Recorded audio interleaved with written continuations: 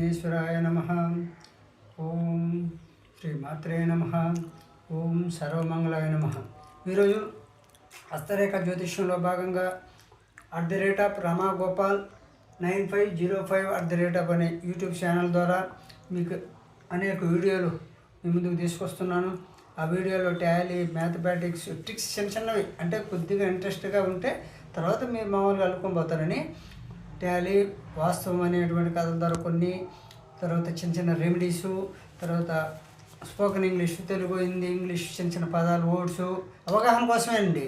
ఇవి నేర్చుకుంటే మాకేం వస్తుంది అనుకో, అవగాహన కోసం చెప్తున్నాను. అదేవిధంగా టాలీ, మ్యాథమెటిక్స్, వాస్తు పదాలు, వర్డ్స్ అనుకుంటారు. స్పోకెన్ ఇంగ్లీష్లో గ్రామర్ పాయింట్స్ ఆధారంగా మీకు చెప్తున్నానండి. అదేవిధంగా టాలీ, ఈ రోజు నుంచి టాలీ క్లాసులు, అసలు క్లాసులు ప్రారంభమవుతున్నాయి. కాబట్టి ఇంట్రెస్ట్ ఉన్నోళ్ళు, శ్రద్ధ ఉన్నోళ్ళు విని నా వీడియోలు చూసే లైక్ చేసి, షేర్ చేసి, సబ్స్క్రైబ్ చేయండి. అతి తక్కువ కాలంలో ఎక్కువ మంది వ్యూస్ వచ్చినందుకు చూసిన వాళ్ళకి, లైక్ చేసిన వారికి, షేర్ చేసిన వారికి, సబ్స్క్రైబ్ చేసి బెల్ ఐకాన్ నొక్కిన వారికి ప్రతి ఒక్కరికి పేరు పేరున ధన్యవాదాలు తెలియజేసుకుంటూ, యూట్యూబ్ ప్రేక్షకులందరికీ ధన్యవాదాలు తెలియజేసుకుంటూ ఈరోజు ఆయుష్ రేఖ అనేక భాగాలు ఉంటుంది. ఆయుష్ రేఖలో భాగం మొన్న కొన్ని వీడియోలు పెట్టాను ఈ మధ్య. ఈరోజు మరో అంటే ఆయుష్ రేఖ పూర్తి అయిన దాకా పిట్లుగా వీడియోలు చెప్తాను. ఆయుష్ రేఖ పూర్తిగా అవగాహన వచ్చేస్తే తర్వాత గతంలో చెప్పాను శుచాయిగా, తర్వాత ధనరేఖ, రవిరేఖ, బుద్ధిరేఖ, తర్వాత ఆరోగ్య రేఖ, ఇట్లా ఒక్కొక్క రేఖ గురించి పూర్తిగా మీకు క్లారిటీ ఇచ్చేస్తాను. మీ భవిష్యత్తును మీరు అవగాహన చేసుకొని తర్వాత కావాలంటే పండితులు సంప్రదించండి. ముందు మీకు ఆ శాస్త్రం పట్ల, ఆ శాస్త్రంలో ఉన్న రేఖల పట్ల అవగాహన ఉండాలి. ఈరోజు ఆయుష్ రేఖలో భాగంగా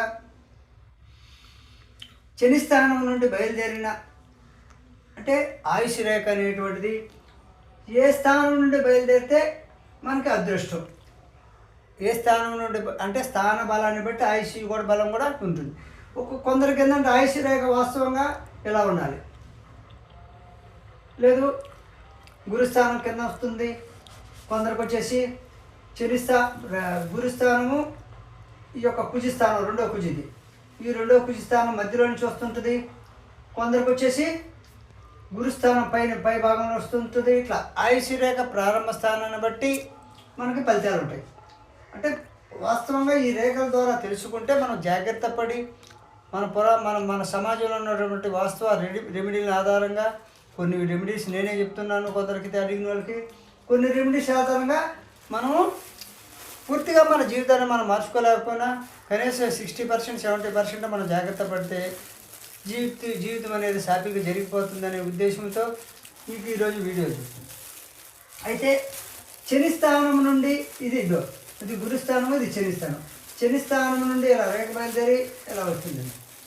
ఆయుష్ రేఖ వాస్తవంగా ఎక్కడ బయలుదేరాలి, లేకపోతే అంటే బొటన వేలు సైడ్ ఎక్కడ కానీ, కుజిస్థానం రెండో భాగంలో కానీ, గురుస్థానంలో కానీ బయలుదేరాలి వాస్తవంగా ఆయుష్ రేఖ. అలా కాకుండా కొంతమందికి శని స్థానం నుంచి ఇలా ఆయుష్ రేఖ బయలుదేరుతుంది. కొంతమందికి ఆయుష్ రేఖ ఎలా ఉంటుందో పాయలు కూడా ఉంటాయి. అందుకని ఆయుష్ రేఖ చెప్తున్నది ప్రతి వీడియో చూడండి. ఈ శని స్థానం నుండి కానీ ఆయుష్ రేఖ ఈ విధంగా బయలుదేరి కిందకు వచ్చేస్తే వారికి క్రూర స్వభావం ఉండను. కాబట్టి క్రూర స్వభావం ఉండవు కాబట్టి మన మనసుని కంట్రోల్ చేసుకోండి. అదేవిధంగా స్వార్థం విపరీతంగా ఉన్న మనకు ప్రమాదం కాబట్టి స్వార్థాన్ని కొద్దిగా తగ్గించుకోండి ఈ విధంగా రేకుంటే. అదేవిధంగా తన శక్తి సామర్థ్యాలు, మంచి గొప్పలు చెప్పుకునే వారుగా ఉంటారు. అంటే తన మంచిని, తన గొప్పని, తన సామర్థ్యాన్ని చెప్పుకుంటుంటాడు. స్వార్థం ఉంటుంది, అది క్రూర స్వభావం ఉంటుంది, తన మంచి గొప్పని తనే చెప్పుకుంటుంటాడు. ఈ విధంగా ఆయుష్ రేఖ శని స్థానం, ఇది ఇక్కడి నుంచి మణిబంధ రేఖలు ఇలా వచ్చి ఆయుష్ రేఖ కదా ఈ విధంగా ఉంటే మీకు ఎవరికైనా ఉంటే జాగ్రత్త పడండి. ఇబ్బందులు భగవంతుడు నిర్మించినటువంటిది కాబట్టి దాన్ని కొద్దిగా మార్పు చేసుకుంటే ఇక్కడ ఏదైనా పాయలు వచ్చి ఎలా పోయిందనుకో అంటే మామూలుగా మేము మంచి మనుషులుగా మారిపోతారు, గొప్ప వ్యక్తులుగా మారిపోతారు. అంటే పాయి జలద్ది నేనేం చెప్పాను, నూనెని కొద్దిగా రాసే సూర్యుడి కిరణాలు విటమిన్ డి ఉంటుంది సూర్యుడిలో. ఆ విటమిన్ డి కలిస్తే ఆ ఆయిల్ కొద్దిగా లోపలికి వేసి రేఖలు కొద్దిగా వస్తుంది.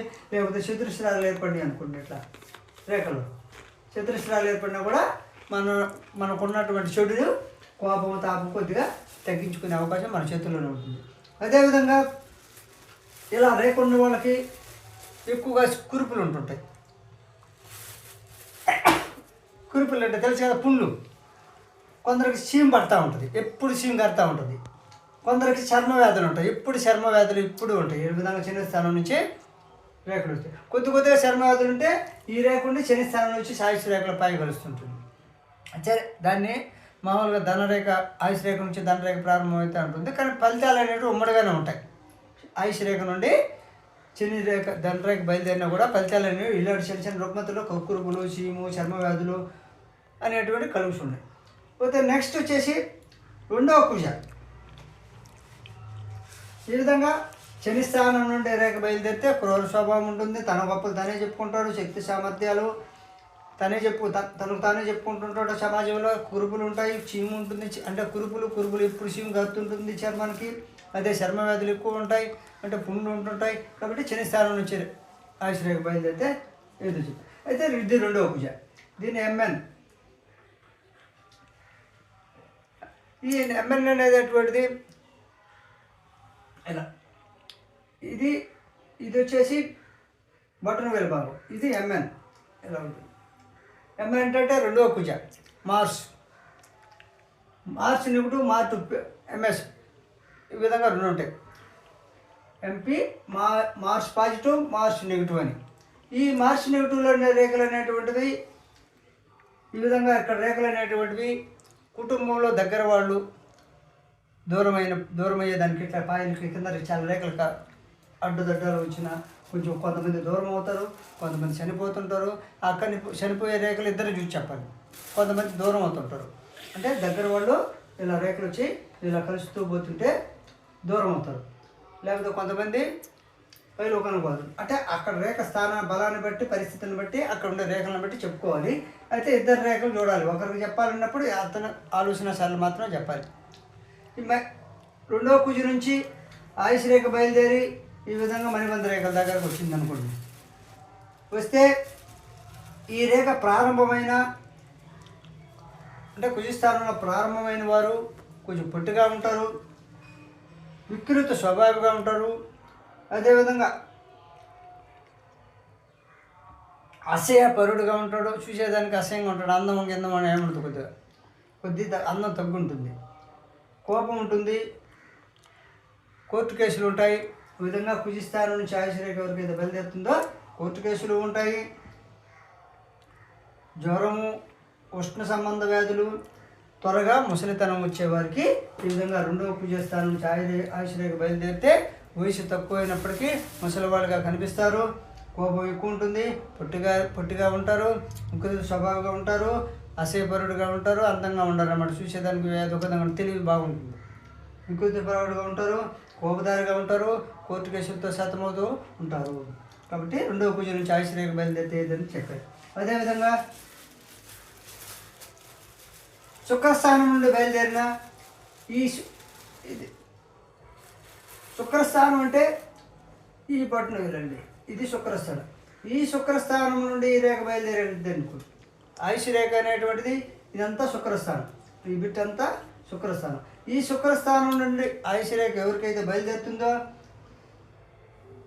స్త్రీ ప్రేమికుడుగా, మంచి గుణయోగ్యతలో, సుకుమారుడు, పనులు తక్కువ ఉండును, చిన్న వ్యాధులు వస్తూ పోతుంటాయి. ఈ విధంగా శుక్రస్థానంలో నుంచి, అంటే బొటన వేలుకి భాగం నుంచి తాకదు, బొటన వేలు ఇక్కడి నుంచి కొంచెం పై ఇటైనా ఇదంతా శుక్రస్థానమే కాబట్టి కొద్దిగా పైన ఉంటే ఫలితం బాగుంటుంది, కొద్దిగా డౌన్ వచ్చే కొంటే ఫలితం తగ్గుతా వస్తుంది. అయితే శుక్రస్థానం బయలుదేరి స్త్రీ ప్రేమికుడు, మంచి గుణయోగ్యతలు, సుకుమారుడు, పనులు తక్కువ ఉండును, చిన్న వ్యాధులు వస్తూ పోతూ ఉంటాయి. ఈ విధంగా శుక్రస్థానం నుండి ఆయుష్ రేఖ బయలుదేరితే. అదేవిధంగా బుద్ధిస్థానం